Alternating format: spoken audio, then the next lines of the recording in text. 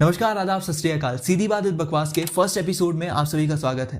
पहले तो मैं इस वीडियो का इंट्रोडक्शन आपको बता देना चाहता हूं क्योंकि पहला वीडियो है और बहुत दिनों के बाद वीडियो आ रहा है, तो इंट्रोडक्शन बहुत ज़्यादा ज़रूरी है। तो इस वीडियो में हम जितनी बातें करेंगे वो अनबायस्ड होकर के हर बात आपको सीधे सीधे समझाने की कोशिश करेंगे। वीडियो जो है वो 4 से 5 पार्ट में बटा हुआ रहेगा और कोशिश रहेगी कि आप लोगों को भरपूर मजा आए और बहुत कुछ सीखने को मिले। तो ज़्यादा टाइम वेस्ट नहीं करते, शुरू करते हैं आज के इस वीडियो को विजनरी थिंकिंग के साथ।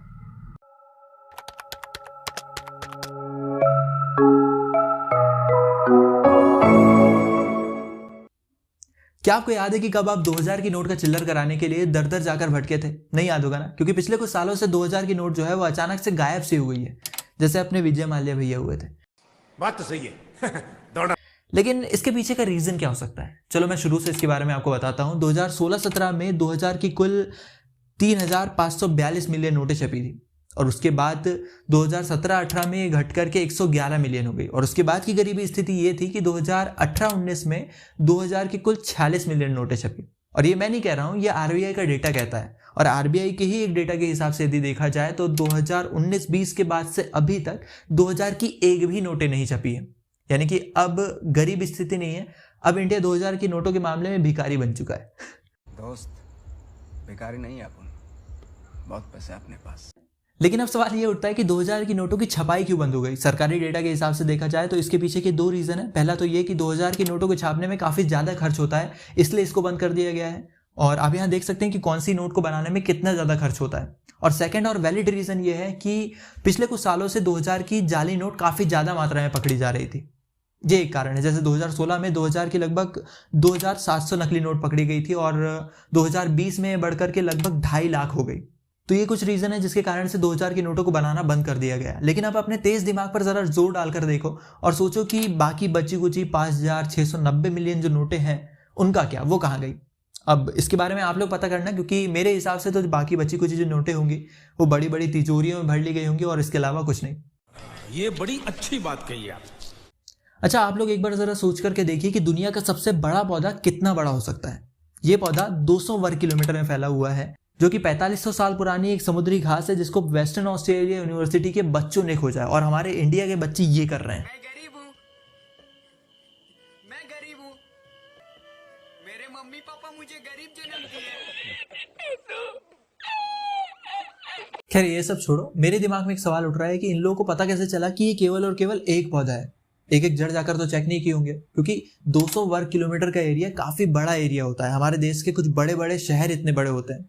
तो ऐसी चीजों को जानने के लिए एक टेक्नोलॉजी होती है जिसका नाम होता है डीएनए फिंगरप्रिंटिंग। यदि डीएनए फिंगरप्रिंटिंग के बारे में आपको नहीं पता तो मैं आपको बताता हूँ। डीएनए फिंगरप्रिंटिंग एक ऐसी टेक्नोलॉजी होती है, खैर रहने दो, एक गंदे से एग्जाम्पल के जरिए समझाता हूँ आपको। मान के चल लो, शोले पिक्चर में गब्बर ने ठाकुर के तो हाथ काटे थे, लेकिन उसके साथ साथ 10 और लोगों के हाथ काट दिए थे। अब ठाकुर को अपना हाथ ढूंढना है तो कैसे ढूंढेगा? डीएनए फिंगरप्रिंटिंग के जरिए पूरे के पूरे हाथों का डीएनए निकालेगा, अपना खुद का डीएनए निकालेगा और मैच करने की कोशिश करेगा। जिससे मैच होगा वो ठाकुर का हाथ होगा। अधिकतर आपने देखा होगा इंडियन फिल्म में इसका इस्तेमाल क्राइम केसेस में किया जाता है, खूनी को पकड़ने के लिए। यानी कि बाल से पता लग जाता है कि खूनी कौन है। तो वही टेक्नोलॉजी है, बस अंतर यह है कि यहाँ एक पौधे का आकार पता लगाने के लिए इसका प्रयोग किया गया और इसके लिए लगभग 18,000 जेनेटिक मार्क्स इकट्ठे किए गए। बहुत टाइम है उन लोगों के पास और हमारे इंडिया के बच्चे ये कर रहे हैं। बताओ, समझाओ कोई, मैं तो कहता हूँ। और यदि आपको इस पौधे के बारे में और जानकारी प्राप्त करना है तो आप रॉयल सोसाइटी बी में पब्लिश किया गया है इसके बारे में, वहां जाकर चेक कर सकते हैं। अब हम आगे बढ़ते हैं। थर्ड पार्ट को शुरू करने से पहले मैं आपको बता देना चाहता हूँ कि यदि आपने आधार कार्ड और पैन कार्ड को लिंक नहीं करवाया हो तो प्लीज करवा लीजिए। और यदि आपको नहीं पता है कि लिंक है क्या नहीं है तो ये बाजू में प्रोसेस दी हुई है, इसमें जाकर के आप चेक कर सकते हैं। और प्लीज अभी जाकर के चेक करो, वीडियो जाए भाड़ में, क्योंकि वहां पैसा खर्च हो जाएगा बाद में और यहाँ पैसा मिलने वाला नहीं। और यदि आपका हो चुका है तो शेयर, सब्सक्राइब सब कुछ ठोक दो, मैं तो कहता हूँ। अच्छा, ये आधार कार्ड पैन कार्ड को छोड़ो और ये बताओ कि आप लोग जिंदगी में खुश हो क्या नहीं? क्योंकि इंडिया का हैप्पीनेस इंडेक्स में पाकिस्तान और बांग्लादेश से ही बुरा हाल है। अब इसको इंटरनेशनल साजिश मत कर देना, क्योंकि ये सच्चाई है। क्योंकि खुशहाली का जो परसेंटेज होता है वो एवरेज लाइफ वैल्यू के हिसाब से देखा जाता है और इसके साथ और कई चीजें होती हैं, जैसे कि जीडीपी पर कैपिटा, आजादी, सोशल सपोर्ट, जीवन जीने की इच्छा और भ्रष्टाचार। और जहां तक रही बात भ्रष्टाचार की, तो मेरे हिसाब से हमारे आजू बाजू वाले देशों के पास उतना ज्यादा पैसा नहीं है कि भ्रष्टाचार हो पाए। यानी कि पैसा रहेगा तभी तो भ्रष्टाचार हो पाएगा ना। क्या बात है सर, क्या बात है सर, क्या बात, ये बात है। तो इस मामले में तो वो लोग हमको पीछे छोड़ देते हैं। अब रही बात जीवन जीने की इच्छा की, तो इंडिया में हर साल लगभग 7 लाख लोग सुसाइड अटेम्प्ट करते हैं, यानी कि सरल शब्दों में बताऊं तो सुसाइड करने की कोशिश करते हैं, जिसमें से 2 लाख लोग सुसाइड करते हैं। और 2021 के डेटा के हिसाब से यदि देखा जाए तो उस साल 81,000 शादीशुदा पतियों ने आत्महत्या की थी, 28,000 पत्नियों ने आत्महत्या की थी, और बाकी बचे कुछ किसान, बच्चे और दीवाने लोग। तो यदि इस हिसाब से देखा जाए तो जीने की इच्छा भी उतनी ज़्यादा दिखाई देती है नहीं मुझे। और रही बात जीडीपी पर कैपिटा की, तो इंडिया की जनसंख्या इतनी ज़्यादा है कि जीडीपी पर कैपिटा के मामले में नीचे आ जाता है। अब बचा है सोशल सपोर्ट। सोशल सपोर्ट का मतलब होता है कि मुसीबत के टाइम में आपकी कौन कौन मदद करता है, और इसका भी रिकॉर्ड बहुत बुरा रहा है अपने भारत में। इसका परसेंटेज की यदि बात करी जाए तो 0.376% है। इसका सिंपल एग्जांपल ये है कि मान लो 100 लोग भुखमरी के कारण मर रहे हैं, तो उसमें से केवल और केवल 0.376% लोगों की मदद हो पाएगी और बाकी लोग भूख के कारण मर जाएंगे, यानी कि ये भी 1% नहीं है। और इंडिया के बच्चे साले ये कर रहे हैं, बताओ। बात तो सही है।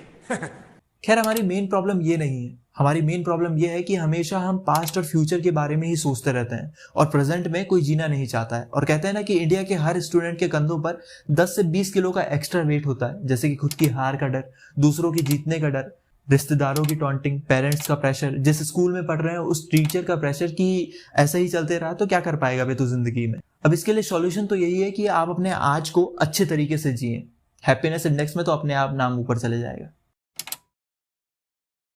अच्छा, यदि आपके मोबाइल का 1 दिन तक के नेटवर्क गायब रहे तो आपको कितना नुकसान हो सकता है? मेरे हिसाब से कुछ लोगों का तो फायदा ही होगा, क्योंकि यदि नेटवर्क नहीं रहेगा तो आप मोबाइल नहीं चलाएंगे, और मोबाइल नहीं चलाएंगे तो कम से कम पढ़ाई और अन्य चीज़ों पर ध्यान देंगे।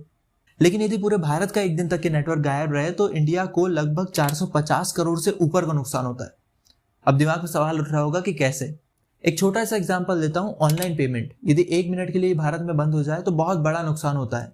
एनपीसी यानी कि नेशनल पेमेंट कॉर्पोरेशन के मैनेजिंग डायरेक्टर दिलीप अजमे ने बताया कि जनवरी 2023 में लगभग 8 अरब यूपीआई ट्रांजैक्शन हुए थे, जिसमें 17 लाख करोड़ रुपयों का हैंड टू हैंड ट्रांजैक्शन हुआ था। और ऐसे में यदि 1 दिन के लिए इंटरनेट शटडाउन हो जाए तो बहुत बड़ा नुकसान होता है।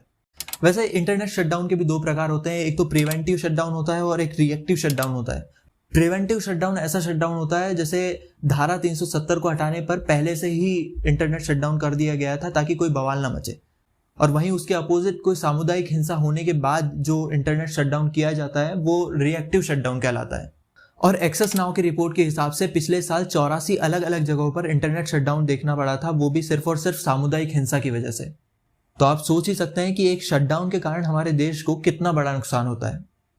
खैर, आज के इस वीडियो में इतना ही। अगले वीडियो में हम कुछ बाबाओं के बारे में बात करेंगे। कोशिश रहेगी कि आप लोगों को पूरे वीडियो में मजा आए, और फिलहाल के इस वीडियो में यदि मजा आया होगा तो सब्सक्राइब कर दो, लाइक शेयर और जो भी करना है कर सकते हो अपनी इच्छा के अनुसार।